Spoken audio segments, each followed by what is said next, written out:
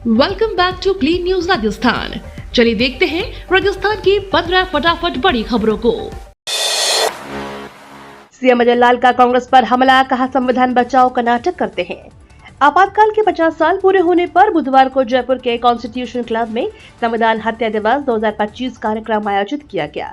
इस दौरान राजस्थान के मुख्यमंत्री भजनलाल शर्मा ने कार्यक्रम को संबोधित करते हुए कहा कि 25 जून 1975 का दुर्भाग्यपूर्ण दिन था, जब तत्कालीन कांग्रेस सरकार ने देश पर आपातकाल थोपकर भारतीय संविधान अभिव्यक्ति की स्वतंत्रता और नागरिक अधिकारों का निर्ममता से दमन किया था।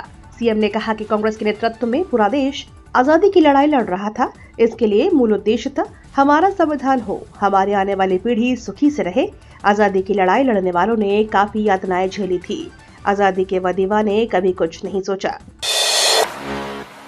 प्रदेश व्यापी टीबी रोग खोज अभियान की शुरुआत, 1,62 करोड़ लोगों की होगी स्क्रीनिंग।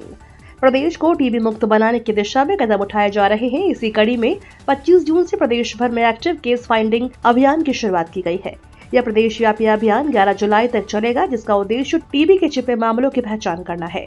चिकित्सा एवं स्वास्थ्य विभाग के प्रमुख शासन सचिव गायत्री राठौर ने बताया कि अभियान के तहत राज्य के सभी जिलों में PL-HIV, डायबिटीज के रोगी, 60 वर्ष से अधिक आयु, कुपोषित व्यक्ति, धूम्रपान, शराब का सेवन करने वाले, प्रवासी श्रमिक, आदिवासी समुदाय, पूर्व टीबी रोगी, खनन, निर्माण स्थलों, जेलों व झुग्गी बस्तियों जैसे अति संवेदनशील समूहों के घर घर जाकर स्क्रीनिंग की जाएगी।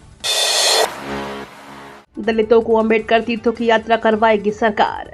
संविधान निर्माता डॉक्टर भीमराव अंबेडकर के जीवन से जुड़े 5 तीर्थों में से सरकार फिलहाल देश की तीर्थ यात्रा करवाएगी।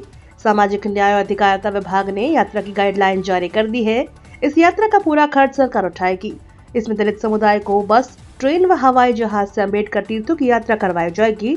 गौरतलब है कि राज्य सरकार ने पिछले साल बजट में अंबेडकर के जीवन से जुड़े 5 तीर्थों की यात्रा करवाए जाने की घोषणा की थी। इन 5 तीर्थों में देश के उनके जन्म, बौद्ध धर्म अपनाने के स्थान, निधन तथा चैत्य भूमि से संबंधित स्थानों के साथ ही लंदन में उनका शिक्षा तीर्थ भी शामिल है। हालांकि इसमें राज्य सरकार विदेशों में स्थित अंबेडकर स्मारकों की यात्रा करवाने पर भी विचार कर रही है, लेकिन फिलहाल देश में स्थित तीर्थों के लिए समाज कल्याण विभाग की ओर से इस यात्रा की विस्तृत गाइडलाइन जारी कर दी गई है। डोटासरा का दावा, 100 से ज्यादा उपखंड कार्यालय खत्म करने जा रही भाजपा सरकार। प्रदेश कांग्रेस अध्यक्ष गोविंद सिंह डोटासरा ने बड़ा दावा किया है कि प्रदेश की भाजपा सरकार 9 जिलों और 3 संभाग खत्म करने के बाद अब 100 से ज्यादा उपखंड कार्यालय खत्म करने जा रही है। कांग्रेस अध्यक्ष ने सवाल किया है कि भाजपा सरकार जिले, संभाग और उपखंड कार्यालयों को खत्म करके और जनहित योजनाएं बंद करने को ही अपनी उपलब्धियों में गिनवाना चाहती है। डोटासरा ने कहा कि कांग्रेस सरकार ने प्रशासनिक इकाइयों का विस्तार कर जनता को राहत देने के साथ ही नए जिले, नए संभाग और उपखंड तहसील बनाकर स्थानीय प्रशासन को सशक्त करने का काम किया था। उन्होंने कहा कि योजनाओं के बेहतर क्रियान्वयन व मॉनिटरिंग के लिए जिला स्तरीय कार्यालय खोले गए। सीएम अजय लाल शर्मा को हटाने की हो रही साजिश, गहलोत का सनसनीखेज दावा। राजस्थान के पूर्व मुख्यमंत्री अशोक गहलोत ने सीएम अजय लाल को लेकर बुधवार को जोधपुर के सर्किट हाउस में एक प्रेस कॉन्फ्रेंस में सनसनीखेज दावा किया है। उन्होंने कहा कि वर्तमान मुख्यमंत्री भजनलाल शर्मा को उनके पद से हटाने की साजिश उनके ही पार्टी के कुछ नेताओं द्वारा दिल्ली और जयपुर में रची जा रही है। अशोक गहलोत ने कहा कि यह षड्यंत्र पूरी तरह तैयार हो चुका है, लेकिन मुख्यमंत्री इस खतरे को समझ नहीं पा रहे। आपको बता दें, गहलोत अपने 5 दिवसीय जोधपुर दौरे पर हैं। आगे उन्होंने कहा कि मैं बार बार मुख्यमंत्री को आगाह कर चुका हूं, लेकिन वह हमारी बात को गंभीरता से नहीं ले रहे। अगर वह भ्रम में रहे तो उन्हें ही नुकसान होगा। गहलोत ने जोर देकर कहा कि पहली बार विधायक बने भजनलाल शर्मा को मुख्यमंत्री बनाया जाना एक बड़ा फैसला है, जिसे बदलना ठीक नहीं। राजस्थान में अब स्कूल भवन पर गरमाई राजनीति, पूर्व सीएम अशोक गहलोत ने कार्यक्रम किया निरस्त। राजस्थान के जोधपुर शहर के पहाड़गंज द्वितीय क्षेत्र में बने राज्य के उच्च माध्यमिक विद्यालय के भवन के लोकार्पण को लेकर राजनीति तेज हो गई है। इस भवन के लोकार्पण को पहले सीएम अशोक गहलोत ने अपने शेड्यूल में लिया था, लेकिन शिक्षा विभाग ने जल्द नया शेड्यूल जारी करने और शिक्षा मंत्री से लोकार्पण करवाने की बात की, तो पूर्व सीएम ने कार्यक्रम ही निरस्त कर दिया। यह विद्यालय पूर्व सीएम अशोक गहलोत के विधानसभा क्षेत्र सरदारपुरा में आता है। उनका 4 दिवसीय कार्यक्रम जारी हुआ तो इसमें पहाड़गंज द्वितीय में बने इस स्कूल भवन के लोकार्पण का कार्यक्रम 27 जून की शाम को तय हुआ, लेकिन इसके कुछ देर बाद ही शिक्षा विभाग ने सूचना दी कि इस स्कूल भवन का लोकार्पण करने के लिए जल्द तारीख तय की जाएगी और शिक्षा मंत्री इसका लोकार्पण करेंगे। 27 जून तक संबंधित जिलों में पहुंचेगी 10वीं 12वीं की परीक्षार्थियों की अंक तालिकाएं और रीट अभ्यर्थियों के प्रमाण पत्र। राजस्थान माध्यमिक शिक्षा बोर्ड की 10वीं और 12वीं कक्षा और समकक्ष परीक्षाओं की अंक तालिका और रीट परीक्षा 2024 में सफल रहे परीक्षार्थियों के प्रमाण पत्र 27 जून तक संबंधित जिलों में पहुंच जाएंगे। बोर्ड अंक तालिका और प्रमाण पत्र भेजने की तैयारी कर रहा है, तो वहीं दूसरी ओर पूरक परीक्षा की तैयारी भी कर रहा है। 10वीं और 12वीं कक्षा में करीब 40,000 अभ्यर्थी पूरक परीक्षा देंगे। राजस्थान माध्यमिक शिक्षा बोर्ड के सचिव और रीट परीक्षा 2024 के समन्वयक कैलाश चंद्र शर्मा ने बताया कि सेकेंडरी, प्रवेशिका और सीनियर सेकेंडरी एवं वरिष्ठ उपाध्यक्ष की अंक तालिकाएं तैयार हैं। अंक तालिकाओं को संबंधित जिलेवार व्यवस्थित कर लिया गया है। 26 और 27 जून को अंक तालिकाओं को जिलों में भेजा जाएगा। अब पाकिस्तान नहीं जाएगा गंगा नहर का पानी। राजस्थान में अब हर साल मानसून में पाकिस्तान की तरफ बहने वाले अतिरिक्त पानी को रोककर राजस्थान के किसानों के खेतों तक पहुंचाया जाएगा। मुख्यमंत्री मदन लाल शर्मा और पंजाब के मुख्यमंत्री भगवंत मान के बीच बुधवार को फोन पर हुई बातचीत के बाद फिरोजपुर फीडर पुनर्निर्माण परियोजना को लेकर बड़ा रास्ता साफ हो गया है। इस बातचीत के बाद परियोजना के शीघ्र शुरू होने की संभावना मजबूत हो गई है। गंगा नहर प्रणाली को सशक्त बनाने के लिए यह कार्य उत्तर पश्चिमी राजस्थान, विशेषकर श्रीगंगानगर और हनुमानगढ़ के किसानों के लिए बेहद अहम माना जा रहा है। सीबीएसई का बड़ा ऐलान, अब साल में 2 बार होंगी 10वीं की बोर्ड परीक्षा। 10वीं बोर्ड परीक्षा को लेकर बड़ा फैसला लिया गया है। 2026 से बोर्ड परीक्षा साल में 2 बार होगी। सीबीएसई ने नई शिक्षा नीति के तहत लाए गए नए परीक्षा मानकों को स्वीकृति दे दी है। इसके तहत पहले चरण की परीक्षा में सभी को शामिल होना अनिवार्य होगा, जबकि दूसरे चरण में होने वाली परीक्षा वैकल्पिक होगी। परीक्षा का पहला चरण फरवरी में, जबकि दूसरा चरण मई में होगा। छात्र अपने बेस्ट स्कोर को चुन सकेंगे। 3000 वाहनों से भरा मालवाहक जहाज प्रशांत महासागर में डूबा। प्रशांत महासागर में एक मालवाहक जहाज डूब गया है। जहाज में एक हफ्ते पहले आग लग गई थी। यह जहाज चीन से मैक्सिको जा रहा था। जहाज में लगभग 800 नए इलेक्ट्रिक वाहन थे। आपको बता दें, कुछ सप्ताह पहले जहाज में आग लगने के बाद चालक दल के सदस्यों ने आपात स्थिति बताते हुए इसे छोड़ दिया था। हालांकि उसके बाद भी इसकी आग को नहीं बुझाया जा सकता था। आखिर में समुद्र में समा गया।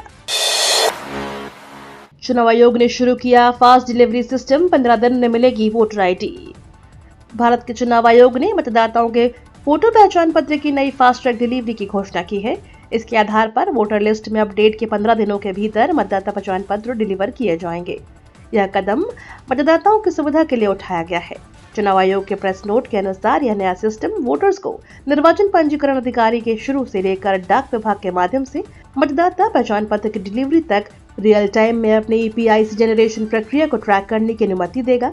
इसके अलावा मतदाताओं को प्रक्रिया के हर स्टेज में एसएमएस के माध्यम से नियमित सूचनाएं भी दी जाएंगी। एसबीआई अकाउंट होल्डर्स के लिए बड़ी खबर, रोज इतने बजे काम नहीं करेगी net banking. State bank of India ने अपने नेट बैंकिंग ग्राहकों के लिए एक जरूरी सूचना जारी की है। बैंक ने बताया कि हर रोज कुछ समय के लिए नेट बैंकिंग सेवाओं में दिक्कत आ सकती है। एसबीआई ने बताया कि रोजाना सुबह 4:45 से 5:45 के बीच नेट बैंकिंग सेवाओं में 3 से 4 मिनट की रुकावट आ सकती है। बैंक के अनुसार यह दिक्कत डेली सिस्टम मेंटेनेंस की वजह से होती है। नकली खाद बीज पर किरोड़ी लाल मीणा ने कर दिया एक और बड़ा काम। राजस्थान के कृषि मंत्री डॉक्टर किरोड़ी लाल मीणा ने नकली उर्वरक, बीज और कीटनाशकों की बढ़ती समस्या को लेकर गंभीर चिंता जताई है। इस पर सख्त कार्रवाई के लिए केंद्र सरकार से अपील की है। उन्होंने केंद्रीय कृषि मंत्री शिवराज सिंह चौहान को पत्र लिखकर देश भर में अमानक कृषि अदानों की आपूर्ति पर अंकुश लगाने और दोषियों के खिलाफ कठोर कानून बनाने की मांग की है। डॉक्टर मीणा ने पत्र में लिखा है कि प्रधानमंत्री नरेंद्र मोदी के किसानों की आय दोगुनी करने और खाद्य सुरक्षा सुनिश्चित करने के लक्ष्य को पूरा करने के लिए यह आवश्यक है कि किसानों को उच्च गुणवत्ता वाले बीज, उर्वरक और कीटनाशी उपलब्ध करवाए जाए। इसके लिए हाल ही में अजमेर, श्रीगंगानगर, हनुमानगढ़ और जयपुर जिलों में उर्वरक, बीज और कीटनाशी निर्माण इकाइयों पर छापेमारी की गई, जिसमें भारी अनियमितताएं उजागर हुई। ममता बनर्जी का आरोप, राजस्थान सरकार ने 400 बंगाली मजदूरों को बना रखा है बंधक। पश्चिम बंगाल की मुख्यमंत्री ममता बनर्जी ने मंगलवार को एक गंभीर आरोप लगाया है कि करीब 300 से 400 बंगाली भाषी प्रवासी श्रमिकों को राजस्थान में बंधक बनाकर रखा गया है। ममता के अनुसार इन लोगों के पास वैध भारतीय दस्तावेज मौजूद हैं। इसके बावजूद उन्हें बांग्लादेशी घोषित कर दिया गया है। उन्होंने इस मामले को लेकर राजस्थान सरकार की कार्यप्रणाली पर सवाल खड़े कर दिए और इसे मानवाधिकार का उल्लंघन बताया है। ममता बनर्जी के इस बयान पर राजस्थान के गृह राज्य मंत्री जवाहर सिंह बेढ़म ने पलटवार किया है। उन्होंने कहा कि पश्चिम बंगाल में चुनाव आने वाले हैं और ममता बनर्जी की राजनीतिक जमीन खिसक रही है। इसी घबराहट में वो इस तरह के आधारहीन बयान दे रही हैं। एसआई भर्ती रद्द करवाने के लिए धरने का 63वां दिन भी रहा जारी। राजस्थान लोक सेवा आयोग में व्याप्त भ्रष्टाचार के खिलाफ और एसआई भर्ती घोटाले के खिलाफ चल रहे धरने का बुधवार को 63वां दिन था। राष्ट्रीय लोकतांत्रिक पार्टी के सुप्रीमो व नागौर सांसद हनुमान बेनीवाल लगातार सरकार पर हमलावर बने हुए हैं। उन्होंने शहीद स्मारक पर चल रहे धरने में दो टूक कहा कि अगर सरकार ने अब भी मांगों पर ठोस कदम नहीं उठाए तो हम दिल्ली कूच से भी पीछे नहीं हटेंगे। ये तो थी राजस्थान की बड़ी खबरें। रोजाना सबसे पहले अपडेट पाने के लिए क्लीन न्यूज राजस्थान को अभी सब्सक्राइब करें।